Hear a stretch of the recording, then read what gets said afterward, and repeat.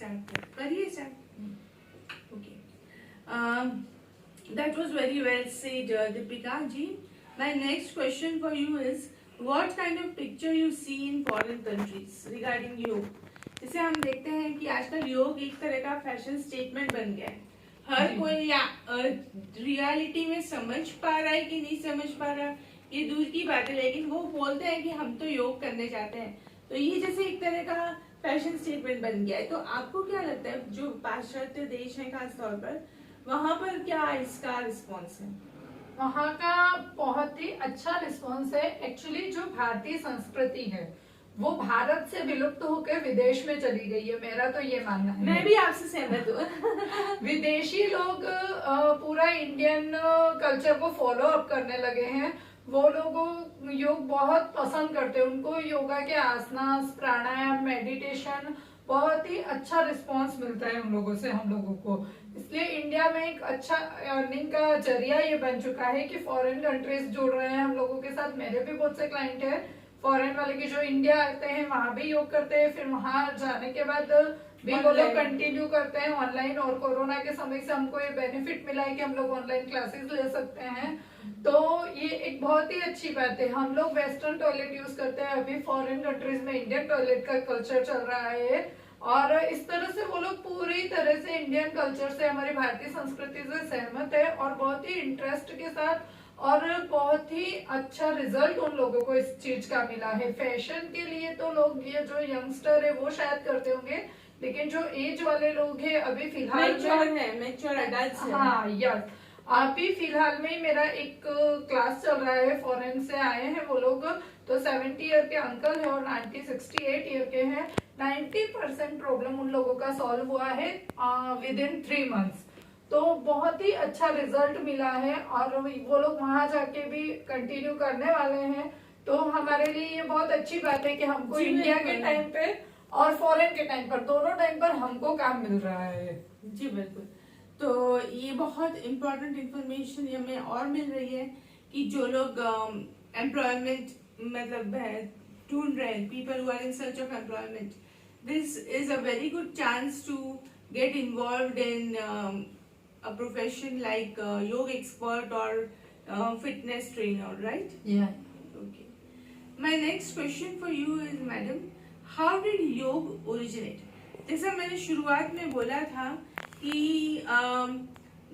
स्वामी विवेकानंद, रामकृष्ण परमहंस, आदि शंकराचार्य, औरोबिंदो जी, ये सब लोगों ने रियली हमारी संस्कृति को ध्यान में रखते हुए योग को फॉलो किया। लेकिन आज कलयुग है, तो कलयुग में आप इसको किस तरह से लेते हो? और हमें ये बताइए कि हिस्ट्री क्या है योग की, संक्षिप्त में। जी जी, योग एक्चुअली योग की शुरुआत हुई है भगवान शंकर से। कुछ लोग महर्षि पतंजलि बोलते हैं, कुछ लोग स्वामी विवेकानंद बोलते हैं, लेकिन जो योग का मूल बिंदु है वो है भगवान शंकर। और इसकी शुरुआत हुई है समुद्र मंथन के समय से। जब समुद्र मंथन हुआ था और समुद्र में से विष निकला था, तो देवता और राक्षसों के बीच में विवाद हुआ कि कौन इस विष को धारण करेगा। तो फिर वो लोग मिलकर भगवान शंकर के पास गए, उनसे उन्होंने प्रार्थना की और भगवान शंकर ने उस विष को स्वीकार किया, धारण किया। अभी उस विष को उन्होंने धारण तो किया, लेकिन उसको धारण करने की शक्ति उन्हें कैसे मिली? तो उन्होंने उस विष को धारण किया और अपने शरीर को स्टेबल करने के लिए 12 वर्ष तक उन्होंने अनुलोम विलोम प्राणायाम किया, तब जाके वो विष उनके कंठ में सेट हुआ। तो ये एक प्राणायाम की शक्ति है। और जो अलग अलग आसनास है वो भी वहीं से डेवलप हुए। भगवान शंकर का जो तांडव नृत्य होता है उसमें भिन्न भिन्न योग की क्रियाएं हमको देखने में आती है। जब कोई बेबी बॉर्न होता है तो बॉर्न बेबी को हमको सिखाते नहीं है, लेकिन आप लोग जितने भी मेरे व्यूअर्स हैं, आप लोग नोटिस कीजिएगा कि जितने भी बॉर्न बेबीज हैं वो सारे आसनास करके ही आगे बढ़ते हैं और उसी से उनकी बॉडी का प्रोग्रेस होता है। अच्छा, this was something new for me, very interesting. Yes. तो इस तरह से भगवान शंकर से हमारे योग की शुरुआत हुई है। तो उन्होंने pranayama, biggest yogi, lord Shiva is the biggest yogi. और दूसरा इंफॉर्मेशन मैं ये भी देना चाहती हूँ, शायद कुछ लोग नहीं जानते। हम लोग ये समझते हैं कि भगवान शिव जब आंखें बंद करके बैठते हैं तो वो क्या करते हैं, कुछ लोगों को पता नहीं है, लेकिन ही इज ऑलवेज मेडिटेटिंग।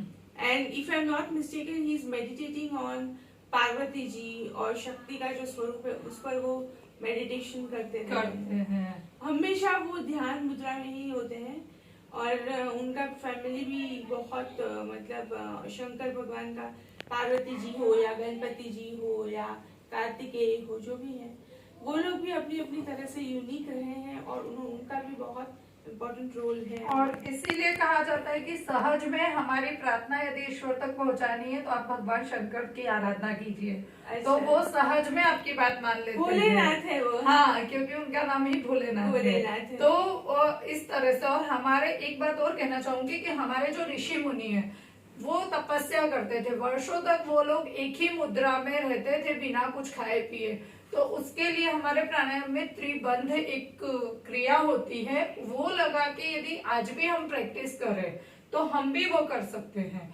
हम भी बिना कुछ खाए पिए एक ही मुद्रा में कंटिन्यू रह सकते हैं यदि हमारी तपस्या उस तरह की हो और हम लोग प्राणायाम में उतना आगे बढ़े तो ये कुछ नवीनता नहीं है कि जो उन लोगों ने किया वो हम नहीं कर सकते। जो भारतवर्ष में हुआ है वो आज भी हम लोग फॉलो कर सकते हैं। तो ये भी एक सीखने की बात है और समझने की बात है कि वो लोग ऐसा इतना कैसे कर पाते थे। तो वो प्राणायाम की शक्ति थी उनकी कि जिससे वो कर पाते थे ये सारा कुछ। Very well said madam. समय की पाबंदी है, मेरा आखिरी सवाल आपसे ये है कि आप क्या मैसेज देंगे, संक्षिप्त में बताइए कि एस्पायरिंग योग लर्नर्स जो हैं उनके लिए आप क्या मैसेज देंगे इस शो के द्वारा। मैं सबको यही कहना चाहती हूँ कि करे योग रहे निरोग। यही मेरा एक मैसेज है कि हर घर में हर एक